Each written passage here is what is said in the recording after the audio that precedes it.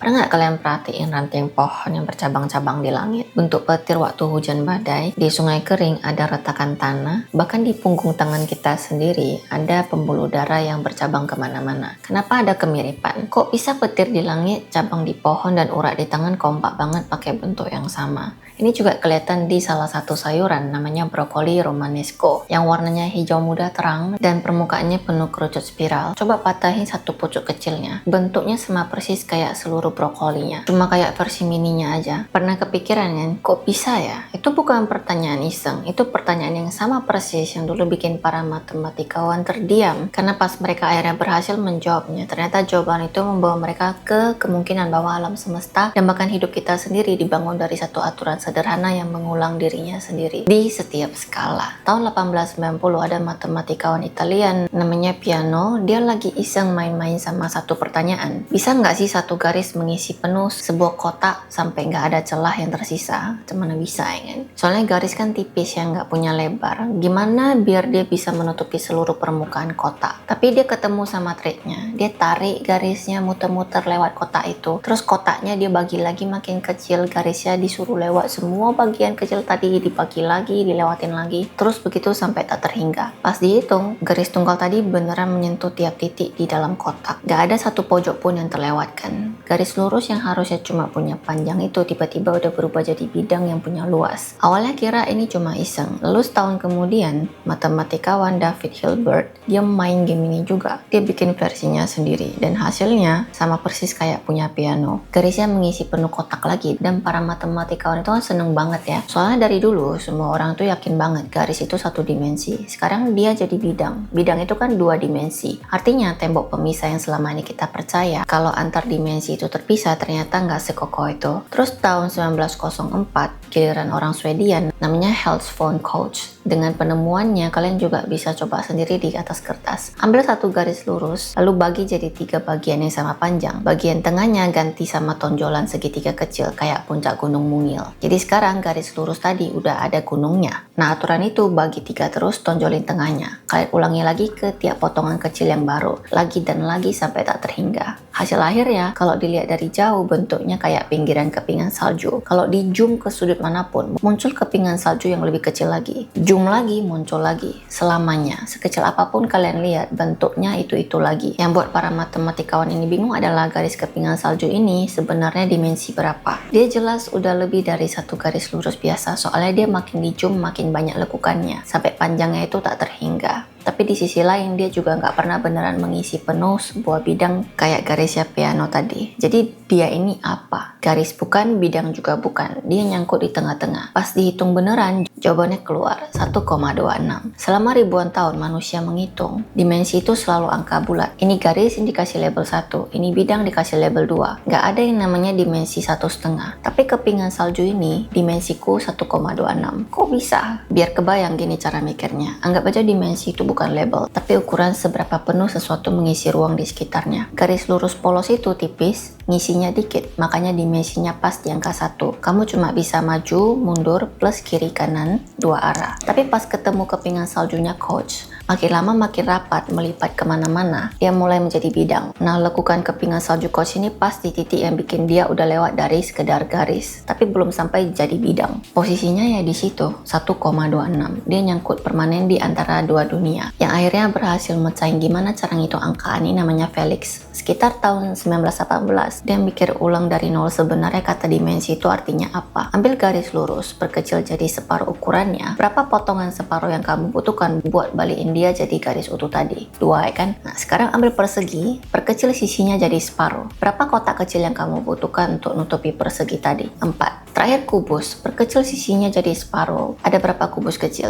8. Lihat polanya. Garis butuh 2, bidang butuh 4, kubus butuh 8. 2, 4, 8. Itu kan 2 pangkat 1, 2 pangkat 2. 2 pangkat 3. Dan angka pangkatnya itu 1, 2, 3 itulah persis dimensinya. Jadi buat dia dimensi itu sebenarnya jawaban dari satu pertanyaan. Pas bentuknya aku perkecil, jumlah salinannya naik secepat apa? Makin cepat dia berlipat, makin tinggi dimensinya. Nah pertanyaan yang sama dilempar ke kepingan salju tadi. Tiap kali kamu perkecil dia jadi sepertiga, ternyata kamu butuh 4 salinan buat nyusun ulang asli. Faktor pengecilannya 3 tapi jumlah salinannya 4. Dan 4 itu nggak pas di 3 pangkat 1 yang hasilnya cuma 3. Nggak pas juga di 3 pangkat 2 yang hasilnya 9. Dia nyangkut di antaranya, tepatnya di 3 pangkat 1,26. Disitulah angka 1,26 tadi keluar. Jadi pengertian dimensi yang tadinya dari berapa arah sekarang jadi secepat apa dia berlipat pas dia berkecil. Nah, selama puluhan tahun, semua bentuk aneh ini cuma dianggap keanehan iseng di atas kertas. Mainan matematikawan yang lagi kurang kerjaan. Sampai akhirnya Mandelbrot melihatnya. Buat dia, ini adalah cara alam membangun dirinya sendiri. Tahun 1967, dia pernah nulis tentang sebenarnya berapa sih panjang garis pantai di Inggris. Mandelbrot kerja di IBM, jadi dia punya komputer. Dia mikir gimana kalau dia bikin sendiri satu fraktal dari satu rumus sederhana, terus gambar pakai komputer. Dia ambil satu angka, masukin ke satu rumus pendek, hasilnya dimasukin lagi ke rumus yang sama, hasilnya dimasukin lagi, diulang terus, persis kayak coach yang tadi lagi ngulang aturan itu. Terus dia perhatiin ada angka yang kalau diulang terus hasilnya tetap, ada juga yang hasilnya langsung meledak, makin lama makin besar sampai tak terhingga. Lalu dia perintah komputer untuk mewarnai hitam semua angka yang tetap tadi dan biarin angka yang meledak tadi nggak usah diwarnain. Dari situlah lahir himpunan Mandelbrot. Kalau kalian zoom ke pinggirannya, muncul bentuk yang mirip banget sama keseluruhan tadi, cuma lebih kecil. Zoom lagi ke pinggiran yang lebih kecil, muncul lagi, terus begitu selamanya. Tiap kali ngasih detail baru yang gak akan habis. Bayangin kamu ukur pantai pakai penggaris sepanjang 1 km, kamu akan dapat angka tertentu. Soalnya kamu cuma ngukur garis besarnya aja. Tapi begitu kamu pakai penggaris 1 meter, kamu jadi terpaksa mengikuti lekukan-lekukan kecil yang ada di pantai, dan panjangnya akan jadi tambah banyak. Ganti lagi pakai penggaris 1 cm. Sekarang kamu mengikuti tiap cekungan, tiap batu, nyaris tiap butir pasir, dan panjangnya akan bertambah lagi dan lagi. Makin kecil penggarisnya, makin panjang hasilnya, dan ini nggak pernah akan ada habisnya. Jadi kesimpulannya, garis pantai itu sebenarnya nggak punya panjang yang pasti, karena garis pantainya itu sendiri memang fraktal, sama kayak kepingan salju tadi. Mandelbrot ngasih nama buat bentuk-bentuk aneh ini namanya fraktal, yang artinya patah atau pecah. Dan ini ditemukan di mana-mana ya. Kalau kita ke biologi, kita bisa lihat sendiri di paru-paru kita. Dia bercabang pakai aturan yang sama persis. 1 jadi 2, 2 jadi 4, 4 jadi 8. Begitu terus di sekitar 23 kali. Hasilnya kalau semua permukaan di ujung-ujungnya dibentangin, luasnya kira-kira sebesar lapangan tenis. Bayangin lapangan tenis dilipat rapi sampai muat di dalam dada kita. Pembuluh darah juga kayak gitu.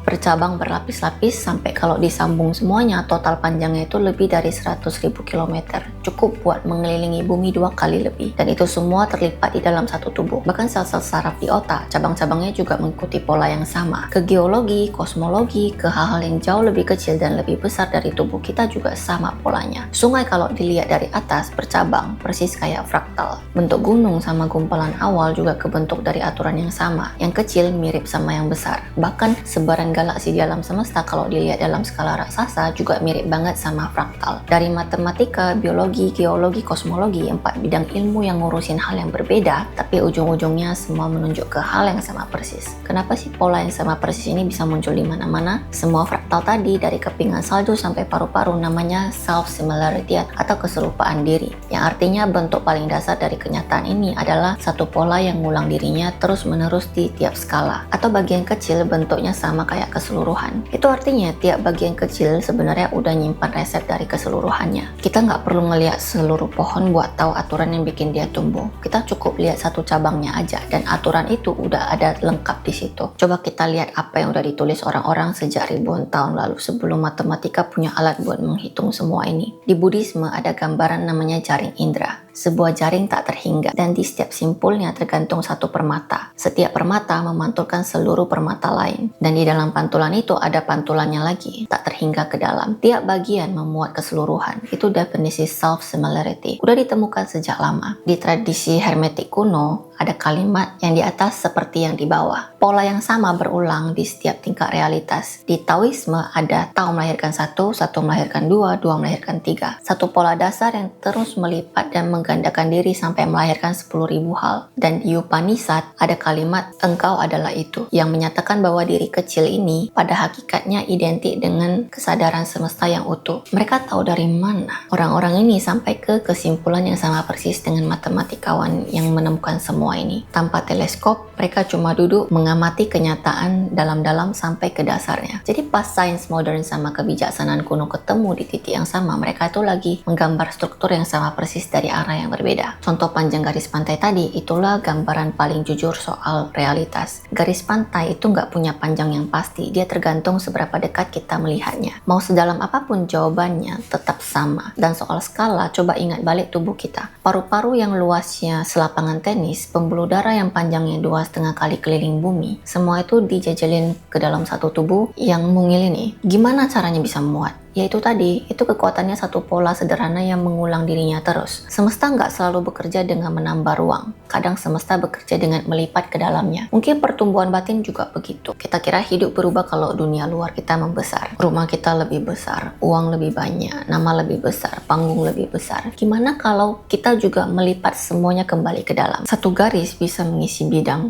satu pola kecil bisa menjelaskan satu hidup, satu napas bisa membawa kita kembali ke tubuh, satu kesadaran kecil bisa membuka pintu ke sesuatu yang lebih besar. Dan disitulah semuanya berbalik arah. Selama ini kita merasa jadi makhluk kecil yang terpisah, sepotong kecil yang kebetulan nyangkut di alam semesta yang maha besar di luar sana. Tapi kalau struktur paling dasar realitas adalah fraktal, kalau setiap bagian memuat keseluruhan, maka kita semua bukan potongan terpisah dari semesta, tapi kita membawa semua pola utuh di dalam diri kita sendiri. Yang kita cari di luar sana, di langit, di kosmos, sampai ke sel paru-paru dan cara berpikir kita, ternyata semua udah membawa semua jawaban yang kita cari. Waktu Yesus bilang bahwa kerajaan Allah ada dalam diri kamu, waktu Upanishad bilang engkau adalah itu, waktu jaring indera bilang satu permata memantulkan seluruh semesta, ternyata itu lagi mendeskripsikan geometri yang sama persis dengan yang para matematikawan temukan dengan komputer IBM. Sains dan spiritual ternyata bukan dua hal yang berbeda. Kitanya aja yang terlalu cepat memisahkan mereka. Mereka cuma menggunakan bahasa yang berbeda untuk mendeskripsikan alam semesta. Bahwa keseluruhan itu dengan segala keluasannya hadir penuh di dalam setiap bagian, termasuk dalam kita. Jadi lain kali kalau kalian merasa kecil, bukan apa-apa, gak punya apa-apa, merasa cuma sebutir debu di alam semesta yang luas ini, ingat brokoli tadi, bahwa di tiap pucuk kecilnya tersimpan bentuk utuh keseluruhannya. Lihat pohon,